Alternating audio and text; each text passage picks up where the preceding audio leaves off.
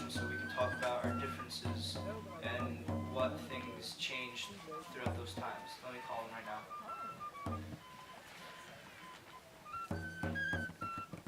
Hey soldier, you want to come by and talk about our differences between the two wars we were in? Alright, I'll be waiting. Bye.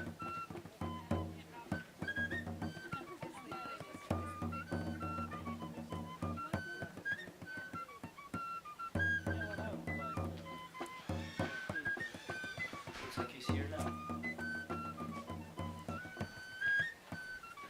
Hello, soldier. Hello soldier, how are you doing today? I'm good. How are you? Good. So, how are you doing today? I'm doing great. Good, good. I'm doing great. So what war are you from again? I'm from the American Revolution. What war are you from? I'm from the Cold War. Cold War. Not that war. It's really nice. So what were you? Like a general? Yeah, I was just a general from the Cold War. I was a captain from the American Revolution. That's good. I actually knew George Washington. Oh yeah? Yeah. That's pretty cool. So man. So the technologies have changed significantly from then, haven't they? Yes, I would say so. From the American Revolution to the Cold War, the technology improved dramatically. Going from the late 1700s to the mid 1900s gave the technicians a lot of time to improve. Well, I'm impressed. I see. Yeah. What are some of the weapons you used? The biggest thing that had happened, the machine guns were used, the weapons that could shoot more than one bullet at one time, as in the Uzi M12, which I'm holding in my hand right now, M240. They also created an underwater weapon called the MK1. What were some weapons that you used? Well, we used a flintlock musket with a bayonet because it only shot like one shot, so we had to use a bayonet after. We used cannons, we had a pistol, swords were used on the battlefield. Weapons fired one ball, and it was very hard for someone to use when facing like 1-on-5. And that is where the bayonet came in handy. After the shot was fired and there were enemies remaining, the largest weapon we had was a cannon. What was your artillery? We had advanced aircrafts and battleships which could fire missiles very far and accurately. And they were also used to transport troops, which helped with strategy. Oh, well, that's quick. The only thing we had were horses, and they were very expensive, so only leaders rode them on the battlefield. So tell me about some of the strategies you used during the American Revolution. Well, a common strategy was guerrilla warfare, which is like what George Washington used, my buddy. He knew that the British outnumbered the Americans, so he avoided pitched battles, which were when two sides faced off and just traded shot for shot. And he preferred smaller battles where he could get the element of surprise over the British. The Americans only fought pitched battles when they thought they had the capacity to do so, so when they were a little more even.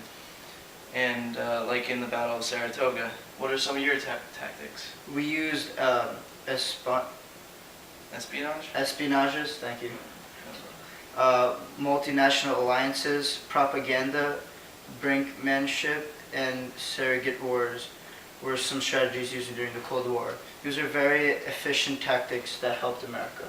We never used any of those covert tactics. Well, Napoleon, when he helped America, liked to have his armies move quickly because he thought that a loss of time was irreparable in war. I think that is because of the time difference, soldier. Do you think if we had to use those tactics, it would be easier to win? I believe the number of casualties would have been a lot less, since you used tactics that required a small number of highly trained spies, while we used masses of soldiers to just shoot at each other and trade deaths. We believe to take our battles head on, and what caused this war you were talking about? Well, Harry Truman, Dwight Eisenhower, John Kennedy, Richard Nixon, and Ronald Reagan all made good decisions with what tactics to use. They also used propaganda to get Americans into the war. The cause of the Cold War was that America did not like communism and didn't want it to spread. So America tried to shun the thought of communism away. What about the American Revolution? Well, the American Revolution was caused by the oppressive British. The British governed over the 13 colonies for a while with low taxes and restrictions, but Britain went into debt, so they had to raise taxes on the Americans. The British raised taxes on sugar, tea, and that caused the Americans to become very upset. The Americans did not want to pay any more of these unfair taxes, so they revolted and fought against the British. How did your war end? The economies of the nations behind the Iron Curtain were in trouble. The Iron Curtain was what the Russians used to hide the war from their civilians.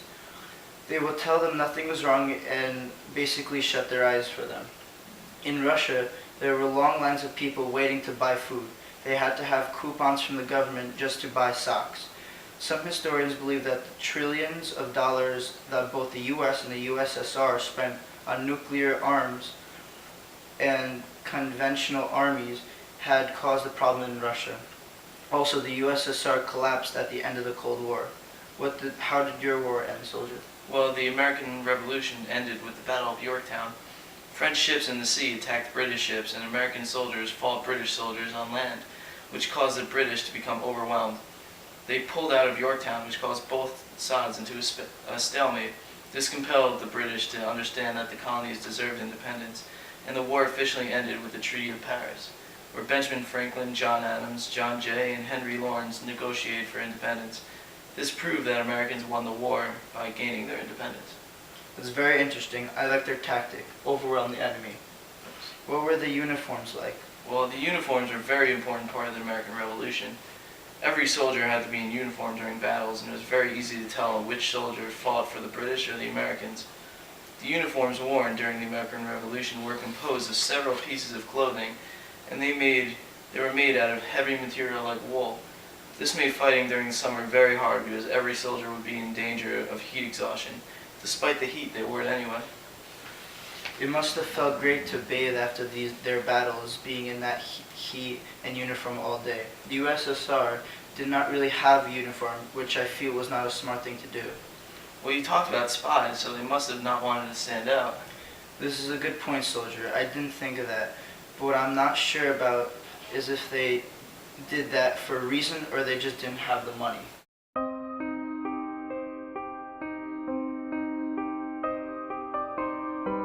Whoa, look what I've been sitting on the whole time. Oh, look at that. These are some of the knives we used during the American Revolution because we didn't have guns that were as efficient as yours. Very interesting.